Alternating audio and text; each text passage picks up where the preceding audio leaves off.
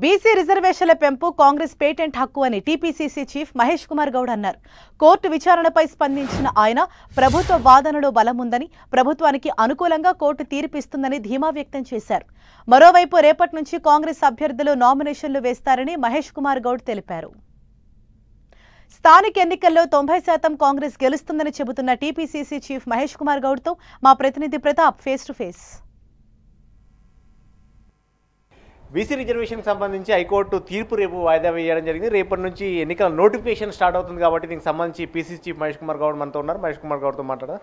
రేపు ఎన్నికల నోటిఫికేషన్ యథావిధిగా నిర్వహించుకోవచ్చు అని చెప్పేసి కోర్టు చెప్పింది కాబట్టి ఎట్లా రేపు ఎలక్షన్ ప్రాసెస్ సంబంధించి ఏ విధంగా పార్టీ ముందుకెళ్తుంది? షెడ్యూల్ విడుదలై వారమైంది. ఇప్పుడు షెడ్యూల్లోనే ఉన్నాం మనము. రేపు వచ్చి నామినేషన్ ప్రక్రియ ఉంది. మాకు చిత్తశుద్ధి ఉంది. ఓబీసీల పట్ల మా కమిట్మెంట్ ఉంది. రాహుల్ గాంధీ నుంచి మొదలుకొని రేవంత్ రెడ్డి గారు, బట్టి గారు, నేను యాజ్ పీసీ అధ్యక్షుడిగా మా ఎమ్మెల్యేలు, మంత్రులందరూ కమిట్మెంట్తో ఉన్నాం.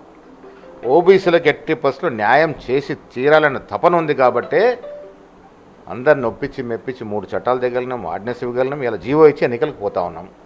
కోర్టులో ఇవాళ మా న్యాయ కోవిదులు సమర్థవంతంగా వాదన వినిపించగలిగినారు. మాకు న్యాయం జరగాలి, మేము చెప్పే మాటలో న్యాయం ఉందని చెప్పే విధంగా ప్రయత్నం చేసినారు. కారణం ఏంటంటే గతంలో ఎప్పుడు పోయినా సుప్రీంకోర్టు మీ దగ్గర ఇంత రిజర్వేషన్ పెంచుకోవడానికి సరైన ఆధారం ఏంది అని అడిగేది, ఎంపెరికల్ డేటా ఉందని అడిగేది. ఇవాళ ఎంపెరికల్ డేటా మా దగ్గర ఉంది.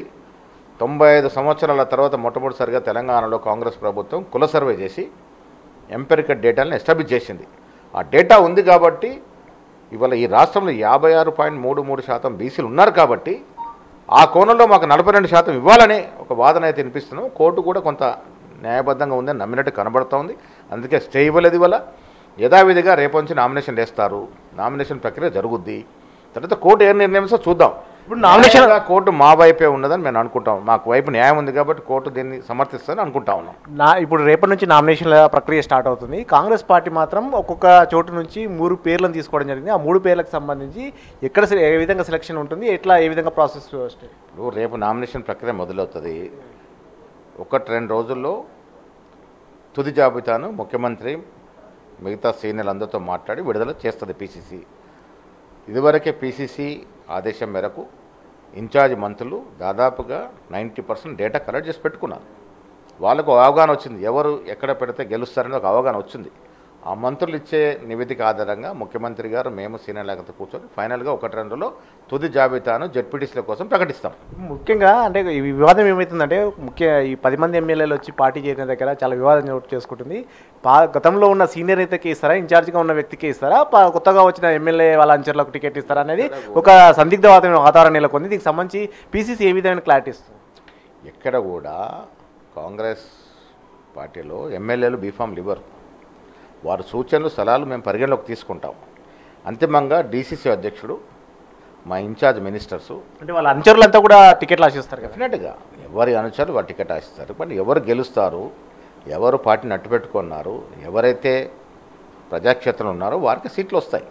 అది ఏ గ్రూప్ కన్నా చెంది ఉండొచ్చు, ఏ వర్గానికన్నా చెంది ఉండొచ్చు. అల్టిమేట్గా పీసీసీ ఈ అందరి అభిప్రాయాలను పరిగణన తీసుకొని బీఫామ్లు ఇస్తుంది. అంటే ఇప్పుడు అక్కడ ఏమవుతుందంటే కొత్తగా వచ్చిన వ్యక్తికి ఎమ్మెల్యే అవుతున్నో ఎమ్మెల్యే అంచరుని కనుక టికెట్ ఇచ్చినట్లయితే ఇన్ఛార్జిగా ఉన్న వ్యక్తులు వాళ్ళ మంచర్లు ఓడగొడతామని చెప్పేసి సవాళ్ళు చేస్తున్నారు. వారికి ఇస్తే వీళ్ళు ఓడగొడతామని సవాల్ చేస్తారు. ఇటువంటి పరిస్థితుల నేపథ్యంలో ఎట్లా సెటరేట్ చేసే? ప్రజాక్షేత్రంలో ఉన్న వాడికి మేము బీఫామ్ ఇచ్చినప్పుడు ఈ ఓడగొట్టాలనే మాటే ఉండదు. ఎవరు ఓడిని ఓడగొట్టలేరు. మేము బీఫామ్ ఇచ్చే వ్యక్తికి ప్రజల్లో సంబంధాలు ఉండి ప్రజాక్షేత్రంలో ఉన్నట్టు డెఫినెట్గా గెలిచి వస్తాడు. పిలిచి ఏమైనా మాట్లాడతారా వాళ్ళ ఇద్దరిని? డెఫినెట్గా ఆ ప్రక్రియ కొనసాగుతుంది, దాంట్లో అనుమానం లేదు.